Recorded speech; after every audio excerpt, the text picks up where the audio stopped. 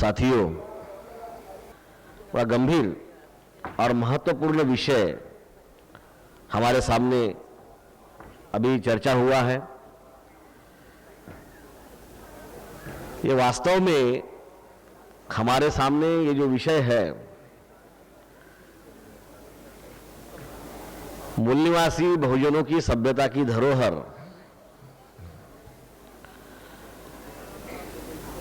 मूल निवासी बहुजनों के सभ्यता की धरोहर, तर्क, वैज्ञानिक दृष्टिकोण एवं नैतिकता,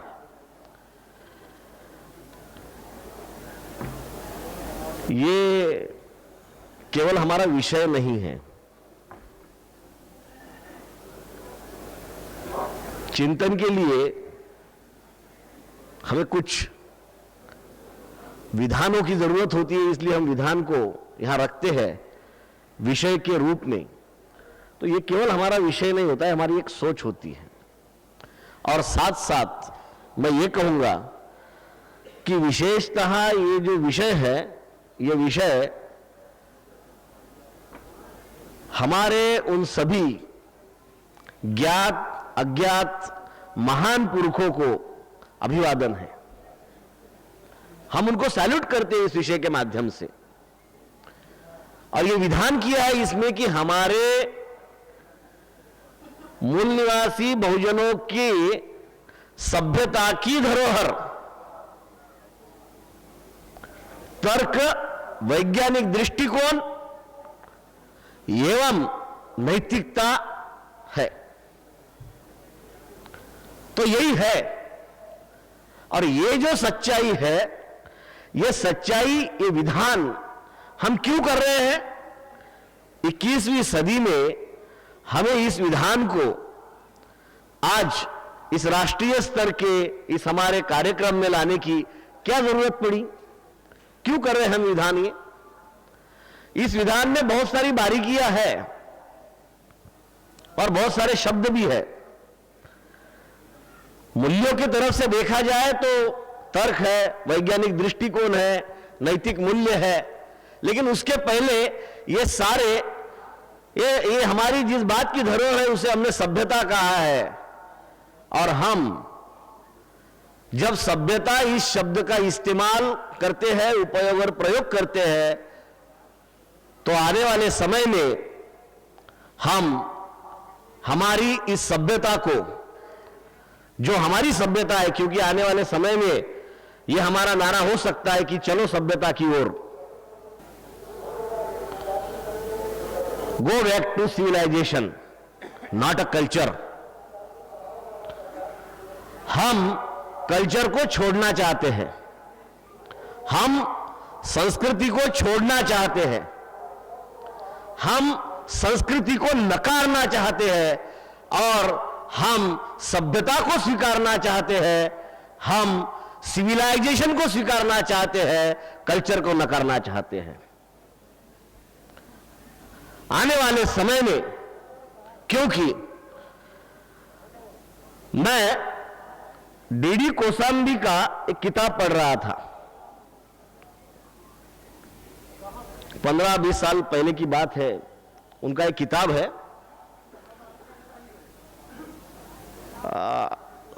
culture and civilisation in ancient India. प्राचीन भारत में सभ्यता एवं संस्कृति, सभ्यता और संस्कृति। उन्होंने सभ्यता और संस्कृति, कल्चर एंड सिविलाइजेशन, ये दो शब्द अलग से यूज किए हैं और बताए हैं। और जो उसमें एक स्टेटमेंट है कि आर्यों ने द्रविड़ों के सभ्यता पर आक्रमण करके उसको तहस नहस करते हुए अपने संस्कृति को थोपा। तो इसका मतलब यह है कि हमारी संस्कृति नहीं है। मैं डिफाइन करना चाहता हूं इस बात को पूरा अलग अलग। यह हमारी संस्कृति नहीं है, कि हमारी संस्कृति ही नहीं है। हमने संस्कृति को ही नहीं मानना चाहिए, क्योंकि संस्कृति शब्द की जो उत्पत्ति है, उसका जो उगम है, उसका जो स्रोत है, वो ही संस्कृत से है, और संस्कृति उसे कहते हैं जो संस्कारों से बनती है, और सभ्यता वो है जो सीख से बनती है। हमारे महापुरुषों ने हमें संस्कार नहीं दिए, हमारे महापुरुषों ने हमें सीख दी। सभ्यता की विरासत होती है और संस्कृति की परंपरा होती है। परंपरा तोड़ने में हमारा मन, हमारा मस्तिष्क हमें इजाजत नहीं देता।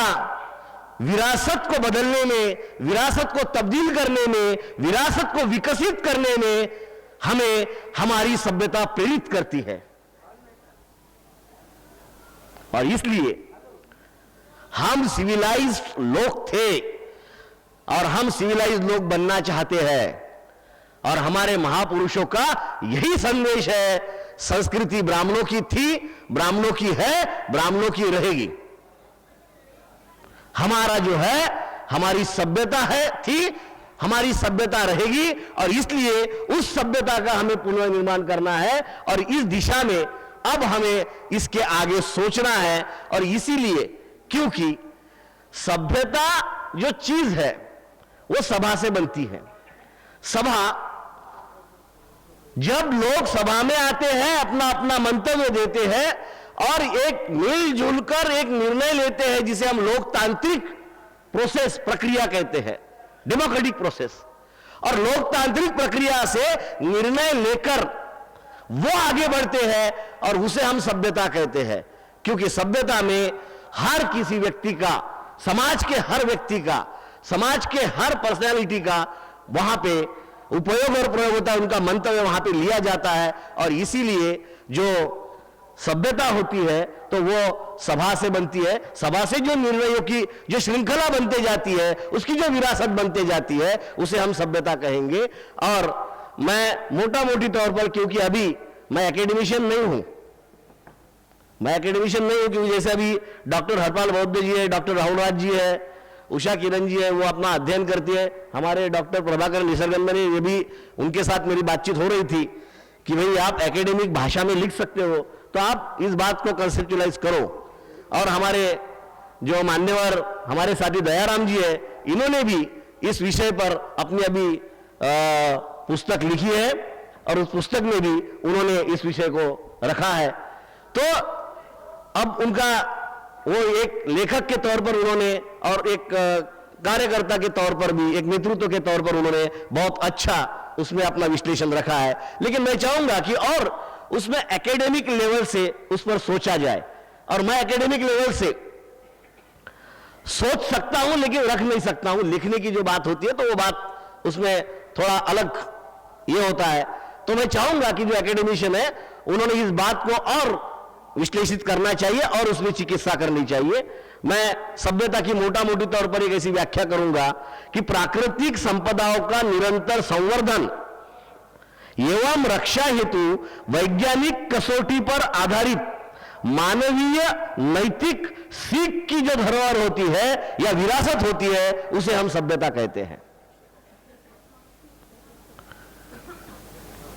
मानवीय, क्योंकि सभ्यता केवल मानवों की ही होती है, वो पशु पक्षियों की नहीं हो सकती।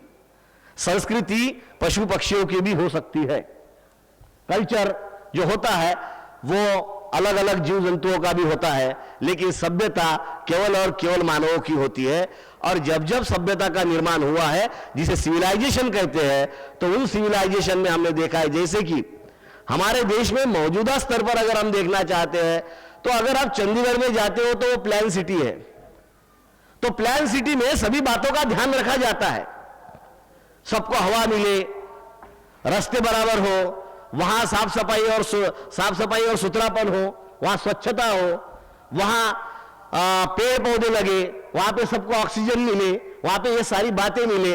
तो एक साथ, यानी कि एक बार, यानी कि मानवों ने अपने रहने का तरीका बनाते बनाते ये भी जिसने सोचा है कि प्रकृति की रक्षा भी हो, प्रकृति का संवर्धन भी हो, और किसी को कोई आपत्ति भी ना हो, और किसी जीव जंतुओं को या तो पर्यावरण को हानि भी ना पहुंचे, इन सारी बातों का ध्यान जिन बातों में रखा जाता है वो होता है सिविलाइजेशन या सभ्यता। और हम जब इंडस सिविलाइजेशन के हमारे ज्ञात अज्ञात महान पुरखों की तरफ जाते हैं तो हमारे राहुल राज ने भी बताया, डॉक्टर राहुल राज जी ने भी बताया, हमारे डॉक्टर हरपाल बौद्ध जी ने भी बताया, और हमारी आत्रा मैडम जो है उषा किरण जी उन्होंने भी बताया, हमें हमारे सभी लोग इस पर से सहमत है कि इंडस सिविलाइजेशन यानी सिंधु घाटी सभ्यता की जो अभी मोहनजोदारो और हड़प्पा ये जो नगरीय सभ्यता हमें मिली, नगरीय सभ्यता मिली है, वहां ग्रामीण सभ्यता नहीं मिली। और अभी अभी हमें पता चलता है कि वो 8,500 साल पुरानी है, यानी कि उसे 8,500 साल पुरानी होने के बावजूद वो जिस तरीके से सभ्य है उसमें जो सभ्यता है, क्योंकि उसे इसीलिए सिविलाइजेशन कहा जाता है, तो उसमें रास्ते, रहने का जो प्रावधान, नहाने का प्रावधान, वो जो गंदा पानी है उसको बहाने का प्रावधान, इन सारी बातों का जो प्रावधान और ये सारी बातों का ध्यान उसमें रखा गया है। और एक समाज का मिला जुला एक शांततामय सहजीवन का जो चित्र है वो चित्र हमें इस सभ्यता में दिखाई देता है। और इसी बात को हम चारवाक की तरफ आते तो चारवाक भी इसी बात को इसी तरीके से रखते हैं, बुद्ध महावीर इस बात को इसी तरीके से रखते। हमारे सभी महामानवों, हमारे सभी महान पुरुषों और महापुरुषों की तरफ हम जाते हैं तो उनके विचारों में, जैसे कि अभी डॉक्टर साहब ने, डॉक्टर हरपाल जी ने अभी बताया, उन्होंने बहुत सारे उन्होंने किस्से बताए, और मैं यानी कि उनके वैज्ञानिकता का एक किस्सा और बता दूं कि तब टेस्ट ट्यूब बेबी और इन जैसे कोई भी बात ना होते हुए अपनी, जब उनके ससुर यानी उनके पत्नी के पिता ने उनसे यह कहा कि सावित्री को बच्चा नहीं हो सकता है, तो आप ऐसा करो, आप दूसरी शादी बना लो। सावित्री को सवत, उसे सवत कहते हैं मराठी में, तो उसे ये इधर पता नहीं मुझे क्या कहते हैं तो हिंदी में, तो वो भाई उसे जो है सौतन नहीं, हाँ, तो वो सौतन लेके आइए तो आपको बच्चा हो जाएगा। फुले जी अपने ससुर से ये सवाल पूछते हैं कि अगर मैंने दूसरी शादी करने के बाद सावित्री को सौतन लाने के बाद भी अगर बच्चा नहीं हुआ तो आप क्या समझोगे? हो सकता है दोष मुझ में हो।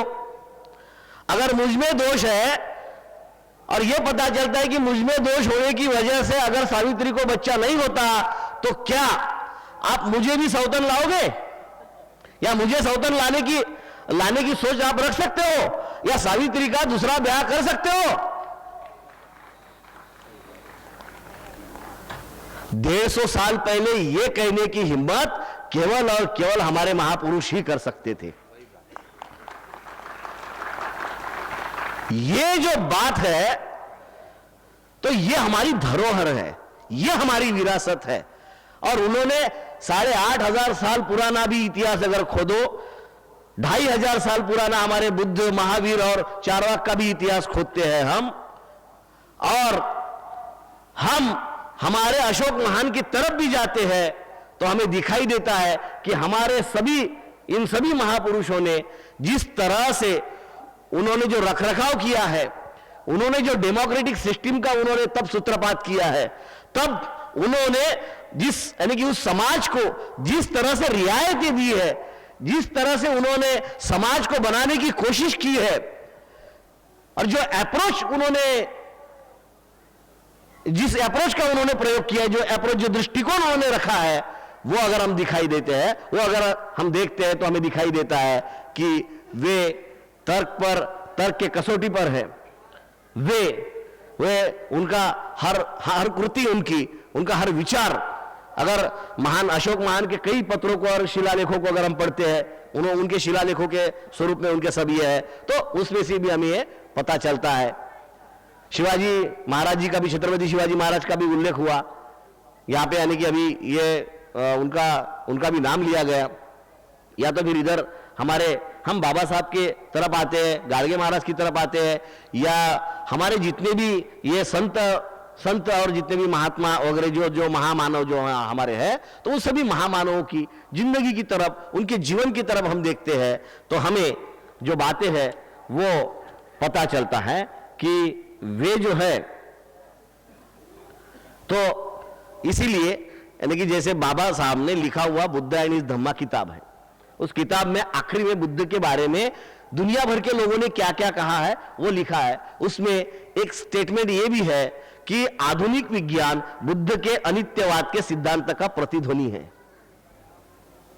मैं इसलिए वो विज्ञानवाद दृष्टिकोण वगैरह ये सारी बातें, क्योंकि प्रकृति ही विज्ञानवादी है और विज्ञान ही प्रकृति है,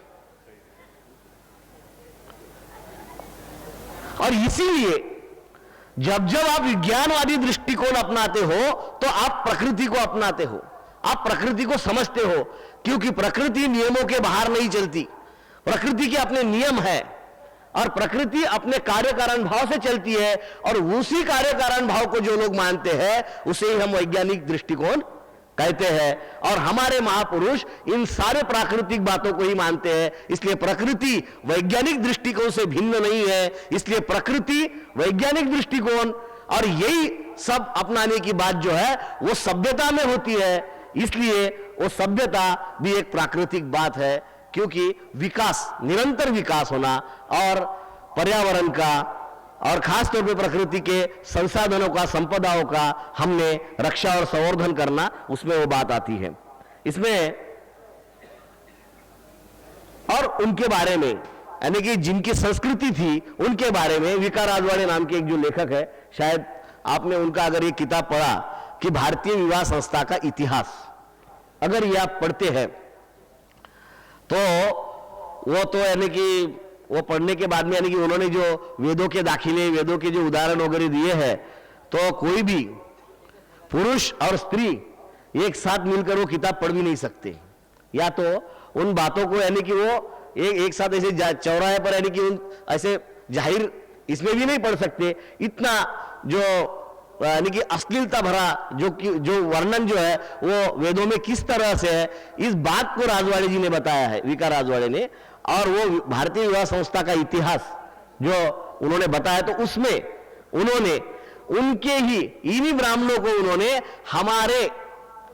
हमारे जंगली ऋषि पूर्वज कहा है, यानी कि उन्हें मराठी में रानटी ऋषि पूर्वज कहा है, मराठी में रानटी यानी हिंदी में जंगली ऋषि पूर्वज, यानी उन्होंने बाल बढ़ाना, ये जटाएं बढ़ाना, ये संकेत देता है कि उनके पास बाल काटने का तक भी विज्ञान नहीं था।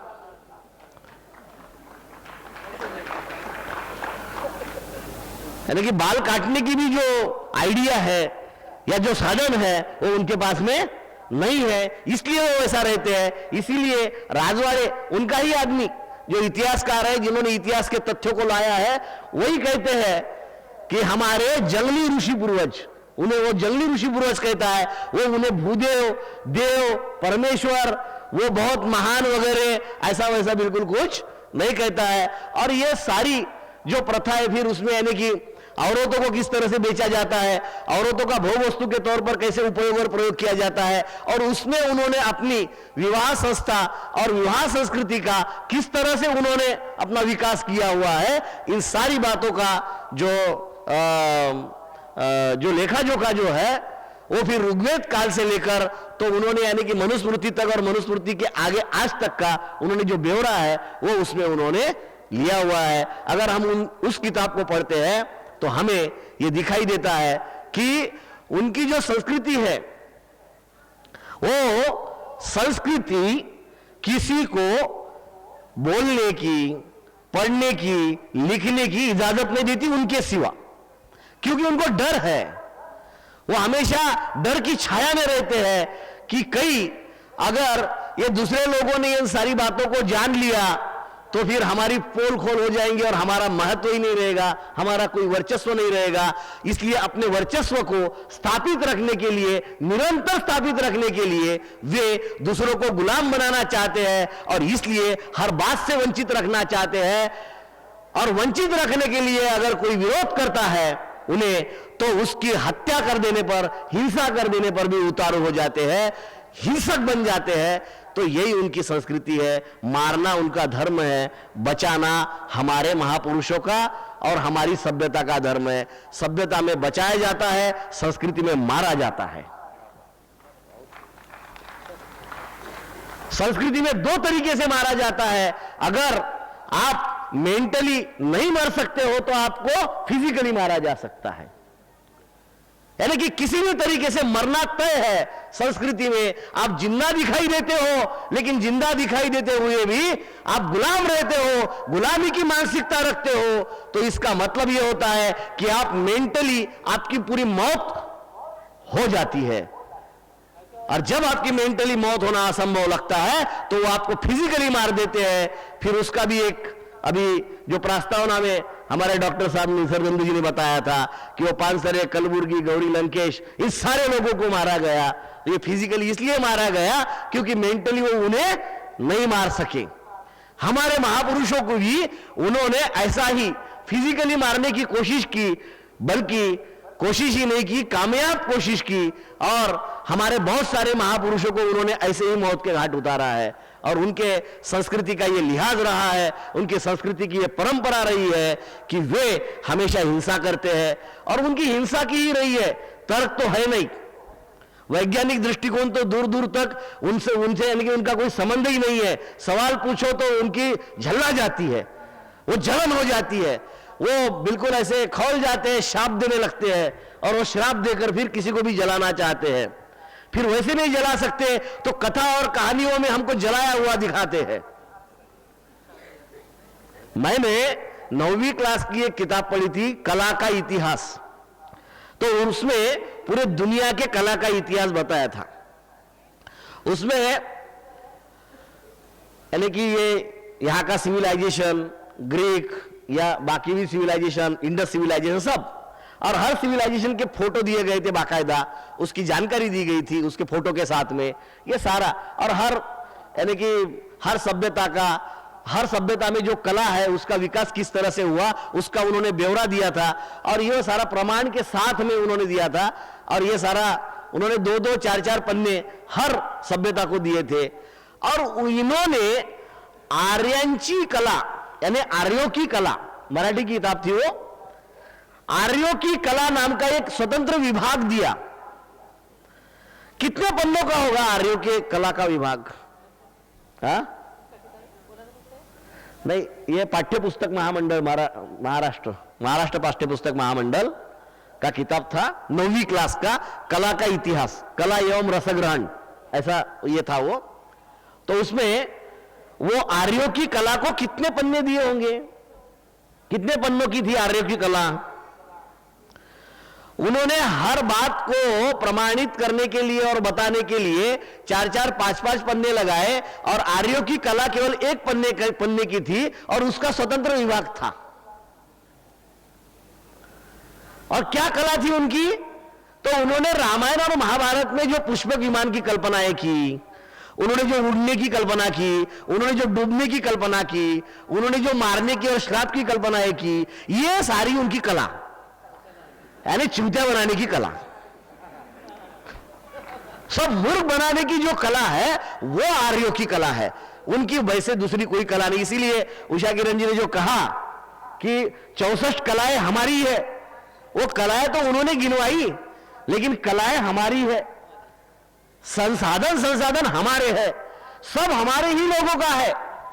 यहां की बिल्डिंगें वगैरह, इसकी भी नक्शा वगैरह उनके पास में नहीं था, वो तो उनके भगवानों के आकार, प्रकार और चेहरे भी उन्होंने बुद्ध के मूर्ति से लिए, क्योंकि बुद्ध के पहले इस देश में किसी की मूर्ति नहीं थी, किसी की मूर्त ही नहीं थी।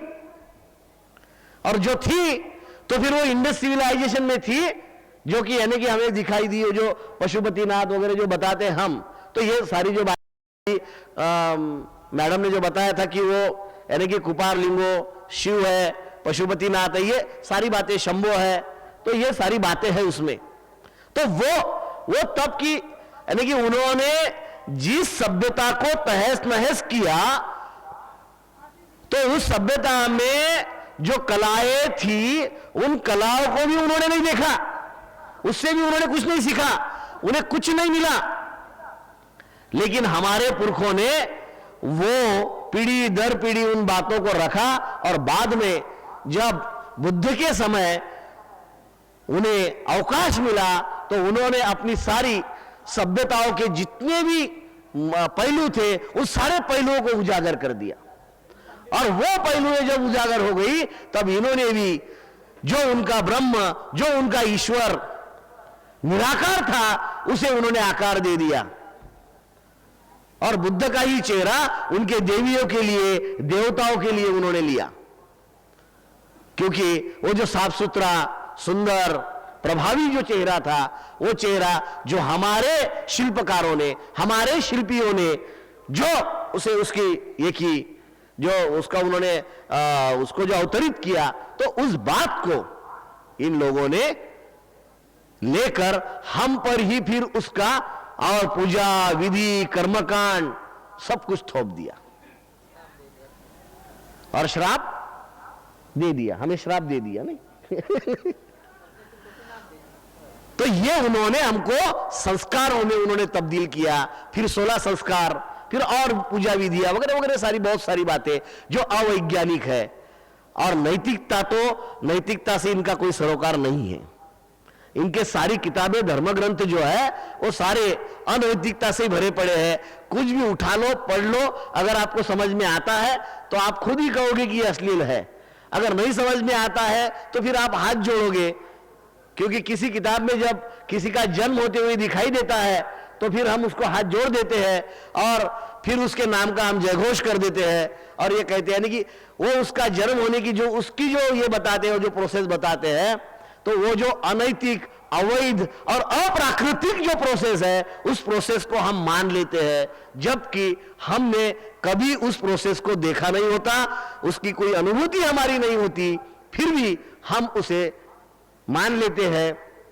तो साथियों, तो सभ्यता जो है, तो सभ्यता और उसकी धरोहर जो है वो तर्क है, वैज्ञानिक दृष्टिकोण है और नैतिकता है।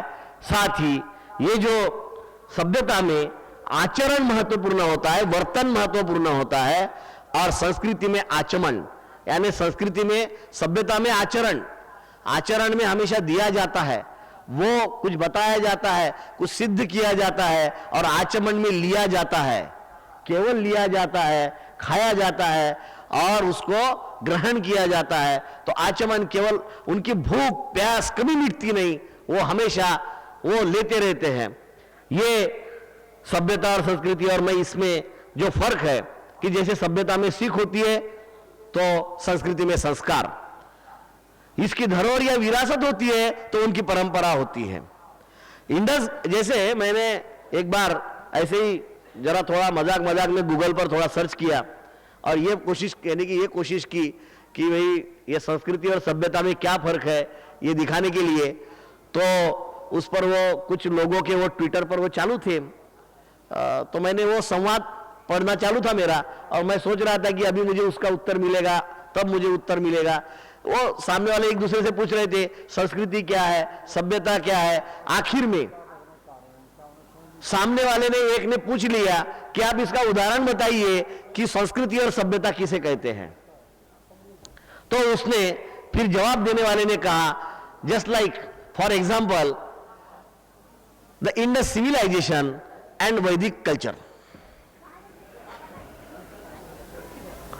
Indus civilisation and Vedic culture, यानी वैदिकों का कल्चर है और इंडस सिविलाइजेशन है। अगर वो हमारा सिविलाइजेशन है, अगर वो हमारा है, तो हम सिविलाइज लोग हैं, हम सिविलाइज पर्सन्स है, हम सिविलाइज सोसाइटी है, और हमने उस सिविलाइज सोसाइटी का जो आदर्श है वो हमने लेना चाहिए। इसलिए इंडस सिविलाइजेशन है और वैदिक कल्चर है। कल्चर की, लेकिन वेदों की कल्चर है। इधर वैज्ञानिक कसौटी है, इधर, और उधर अज्ञान ही उसकी कसौटी है कि जितना आप अज्ञानी हो उतना आप संस्कारी रहोगे, जितना आप विज्ञानी रहोगे उतना आप सभ्य रहोगे, और जितना आप अज्ञानी रहोगे उतना आप संस्कारी रहोगे, तो ये जो बातें, ये इसमें फर्क है। ये प्राकृतिक रक्षा एवं संवर्धन की बात सभ्यता की ओर से आती है, और अप्राकृतिक एवं हम ये कहेंगे कि काल्पनिक, टोटल पूरी तरह से इमेजिनेटरी, काल्पनिक जो बातें होती है और अप्राकृतिक होती है, उसके कोई प्रकृति का कोई ये नहीं होता है, वो उसमें आ जाती है। इसमें सभ्यता में जाति भेद नहीं, क्योंकि शांतता में सहजीवन है, इसमें कोई जाति भेद नहीं है। इसमें वर्ण व्यवस्था, वर्ण और जाति व्यवस्था है, जाति व्यवस्था ही संस्कृति है, और जाति विहीन समाज जो है वो सभ्यता है। क्योंकि जब समाज जाति विहीन बनता है तभी वो सभ्य समाज कहलाता है। इसलिए सभ्यता में समानता होता है और संस्कृति में सांप्रदायिकता होती है, उसमें विभेद होता है। इधर सभ्यता में अहिंसा माना जाता है और संस्कृति, हिंसा के बगैर संस्कृति नहीं होती है। और इससे हम ये कहेंगे कि सभ्यता नैतिक है और संस्कृति पूरी तरह से अनैतिक हो जाती है। संस्कृति केवल ब्राह्मणों की है, इसलिए हमने जो है वो संस्कृति को पूरी तरह से नकारना चाहिए। जैसे कि एक उदाहरण कहा जाता है, एक विनोबा जी भावे नाम के एक, तो उन्होंने संस्कृति, प्रकृति और विकृति का उदाहरण दिया था कि क्या होता है संस्कृति, विकृति और प्रकृति। तो वो जो कहते हैं कि अगर आपको भूख लगे और आप खाते हो तो ये वही प्रकृति, आपको भूख भी नहीं है फिर भी आप खाते हो तो यह है विकृति। लेकिन आपको भूख लगी है, आप खाना बैठे हो और कोई दूसरा आदमी आपके आधे एक रोटी में से आधी रोटी मांगता है और आप उसे दे देते हो, तो यह हो गई संस्कृति। हमारे महाराष्ट्र के एक ज्येष्ठ विचारवंत सालुंके जी ने इसकी अलग व्याख्या की है। उन्होंने थोड़ा इसमें ये भूख की जगह उन्होंने पानी लिया है कि बहता पानी एक प्रकृति है। प्रकृति क्या है? नहीं कि पानी, जैसे पानी है, नदी में पानी बहता है, ये हमारी प्रकृति है, ये प्रकृति है। उस पानी में अगर हम गंदगी मिला लेते हैं तो ये हमारी क्या है? विकृति है। और उसी जल को छान कर पीते हैं तो ये जो होती है, यानी कि उस पर यानी कि उसे छान कर पिया जाता है, यानी कि पहले तो उसको गंदा किया जाता है और गंदा करने के बाद जब उसे छान कर पिया जाता है तब उसे संस्कृति कहा जाता है। फिर सवाल यह उठता है कि सभ्यता क्या होता है? अगर बहता पानी प्रकृति है, उसे गंदा करना विकृति है, उस गंदे पानी को छान कर पीना संस्कृति है, तो मैं ये कहूंगा कि प्राकृतिक बातों की उचित और समय समय पर रक्षा और उसका संवर्धन करना जो है वो सभ्यता।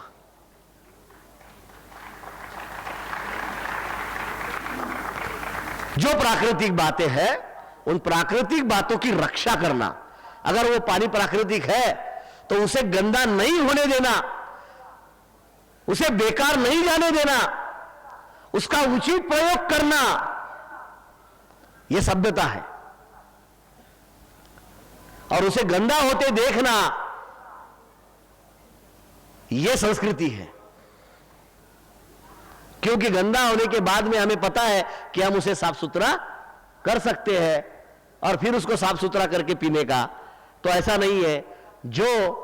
जो हमारी प्राकृतिक संपदाएं है, साधन संपदाएं है, अगर उसे हम सही ढंग से उसे ये करते हैं, उसकी रक्षा करते हैं, उसका उचित प्रयोग करते हैं, उपयोग करते हैं, तो हम एक सभ्य समाज कहलाया जा सकता है। इसलिए मैं कहूंगा कि हमारे इंडस सिविलाइजेशन के उन सामाजिक उन लोगों से, उन पुरखों से हमने ये सीखना चाहिए कि हमने जो है हमारे प्राकृतिक संपदाओं का, हमारे पर्यावरण की रक्षा और हमारे प्राकृतिक हक अधिकारों का हमारे प्राकृतिक जीवन का जो है, जीवन की जो है वो हमने रक्षा करनी चाहिए, उसका संवर्धन करना चाहिए।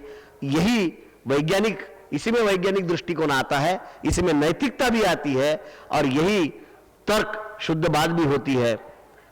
वैसे नहीं तो वे लोग जो है, वे लोग, क्योंकि वे लोग तो इस यानी कि जो जैसे विश्व का सिद्धांत बताया, विश्व निर्माण का सिद्धांत उषा किरण जी ने बताया कि किस तरह से पृथ्वी का निर्माण हुआ और कैसे कैसे क्या क्या हुआ, तो ये इनके सिद्धांत तो अलग ही है। ये कहते हैं देवाधीनम जगत सर्व मंत्राधीनम च दैवतम ते मंत्रा ब्राह्मणाधीनम ब्राह्मणो मम दैवतम। यानी कि ये सिद्ध भी कर देते, इसमें कोई तार्किकता नहीं है। देवाधीनम जगत सर्व, पूरी दुनिया देवों के अधीन है। मंत्राधीनम च दैवतम, लेकिन जिनके अधीन पूरी दुनिया है वो देव मंत्र के अधीन है, और मंत्र के अधीन, जिन मंत्रों के अधीन देव है वो मंत्र ब्राह्मणों के अधीन है। और अगर वो मंत्र ब्राह्मणों के अधीन है तो फिर वो भगवान खुद कहता है, वो देव खुद कहता है कि ब्राह्मणों मम दैवतम। तो ब्राह्मण ही भगवान है, तो ब्राह्मण ही देव है, तो ब्राह्मण ने ही अपने आप को देव बना दिया है। और ये बनाते वक्त उन्होंने चतुराई तो की है अपने आप को ये करने की, लेकिन तर्क शुद्ध विचार करना, तर्क शुद्ध बातें करना या वैज्ञानिक दृष्टिकोण से बात करना, ये उनके दिमाग में नहीं आ सकती। वो उनकी धरोहर नहीं है, उनकी परंपरा अलग है। उनकी परंपरा में अनैतिक, अनैतिक, अतार्किक और ऐसी बातें करना कि जिससे यानी कि गधे को भी बुखार आ जाए, लेकिन हमें बुखार नहीं आता, हम उसे मानते हैं, हमारे दिमाग में लेकर चलते हैं। तो हमारे समाज को हमने ये तर्क, वैज्ञानिक दृष्टिकोण और नैतिकता की जो धरोहर सभ्यता है, उस सभ्यता की ओर ले जाने के लिए हमने प्रतिबद्ध होना है। और यही इस विषय का सार है। इस विषय को इसीलिए रखा गया है कि हमने हमारी सभ्यता की ओर जाने के लिए अभी हमारी तैयारी करनी चाहिए। तो हम कहेंगे गो बैक टू सिविलाइजेशन, चलो सभ्यता की ओर। धन्यवाद। जय भीम, जय मूल निवासी।